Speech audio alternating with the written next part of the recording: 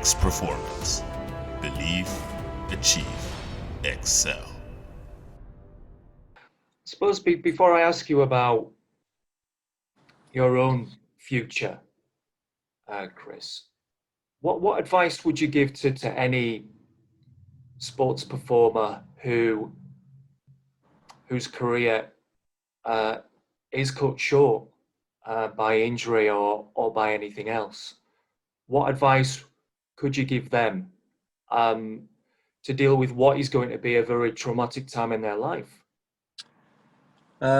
Yeah, I think the biggest thing, Bernard, is that if you have a good people around you, a good family, then it's really, really, you're very, very lucky. And I've been really blessed to have my mum and dad.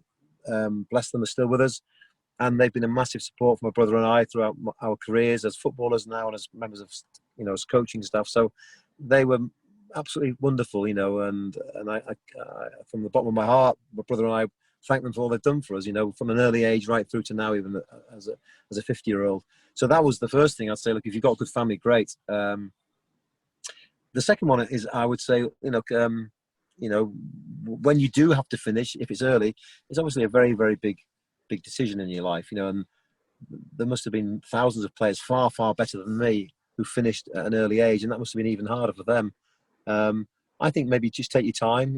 You're still a young man, and the good thing now is there are so many opportunities in the world that you can do. There are courses online, there are university things you can do. You can study a language. You can, the opportunity for improving yourself is huge. And I've always believed in hard work, whether it's on a football pitch in a gym or with studying.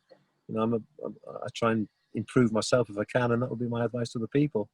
I'm learning a language at the moment. I'm trying to improve on that very slowly, but everyone's different, and I realise that. We discussed that a while back. You can't all expect people to want to improve, and I understand. But if you can take the opportunity to go online on a course, or go to university, or learn a language, learn an instrument, then every person's career comes to an end at some stage, and be mindful of that. When you do pack in, you are still a young man, or you still are a young woman, a young person who's got hopefully a long life ahead of them, where they can fulfill other things in their life, because that's the exciting thing, I guess. So apart from learning a new language, what else do you want to fulfill? Well, I mean, I've got a good friend of mine. He owns a soccer club in the United States, in San Diego, and he's trying to build a huge complex out there to develop young soccer players. And as you know, soccer out there, grassroots is huge. Obviously, at the moment, it's been a difficult period. So he wants me to go out there eventually and help him run that, which really excites me. It might be a while away yet.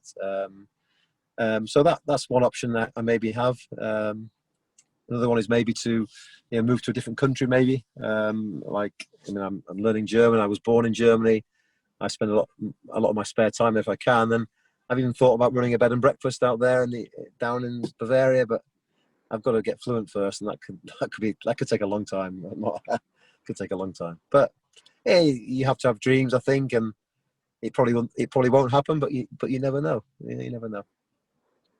Well, I wish you the very best. Whatever you decide to do, Chris. I've been to Bavaria myself. I've been to Munich. It's a lovely part of the world. It is, yeah. It is. It really is. So thank you so much for your time. I've really enjoyed our chat. So are you driving up to York tonight? No, but I've got my nights. The club are great. They give me one night in the hotel. I really enjoy it because I can go back to the hotel. I can get a German book out for an hour. I can have a little beer because I don't have to play tomorrow, and I can just chill out. And then, the biggest thing for me is my family. I've got a wonderful family, wonderful daughter and wife now, and I'm very lucky that they're very supportive. But it's difficult.